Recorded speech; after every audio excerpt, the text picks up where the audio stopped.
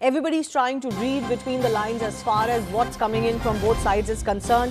And now we have our CNN News 18 exclusive also being brought to us from our security affairs expert Manoj Gupta. As per Iranian sources, Iran has repeatedly presented new initiatives and sought to invite the American side to realism. This is the Iranian version. America's excessive demands in each round prevented the achievement of a common framework. Iran-US talks in Islamabad ended without any agreement. Iranians believe because of this excessive demand from the US, Iran refused concessions regarding the Strait of Hormuz and peaceful nuclear energy. So this is what is coming in from the Iranian side as well. Siddhant continues to be with us. Siddhant, this is now becoming even more stickier than it was. Can I just point out that the very basis of the ceasefire itself was that the Strait of Hormuz was going to be open. Free or not, I'll park that, but it was going to be open. That has not happened, but the ceasefire is persisting. Now, Iranian version is that, we are not going to agree to what the US is asking, even on the Strait of Hormuz. Where does that leave us?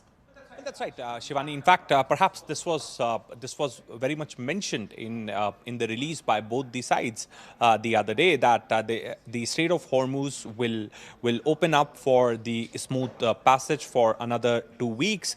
In fact, Shivani, there is. We have a data also available with us that on a daily basis, there are only some days 7 ships, some day 8 ships, 15 ships transiting through the Hormuz Strait. So status quo continues despite a ceasefire being announced by both United States and Iran. Itself shows, Shivani, that there was in fact trust deficit before even the start of the negotiations in Islamabad. Despite the commitment by the Iranian side, they did not open Hormuz fully for the free flow of trade, point number one. And perhaps this again became point of contention when two sides sat for the negotiations, because even if United States tomorrow say that we will let Iran control the Hormuz Strait, but United States allies in the Gulf, in various other regions, will never let US agree to these terms and conditions, Shivani. So it's not only US which has to decide, but US also has to take care of the interest of its partners and allies in the region, because right now, Shivani, controlling Hormuz will give greater leverage to Iran over the other Middle Eastern countries, and perhaps that is what is the plan of Iran is, because they need money, they need compensation for the damage, and given the kind of destruction took place in Iran, their stockpile is over, nuclear enrichment program is over, so on and so forth. So how will they will be taking leverage over the other Middle Eastern countries through Hormuz? So that's the plan. Now, the allies of US in the Gulf, the other Middle Eastern countries, will never let US accept this condition of Iran.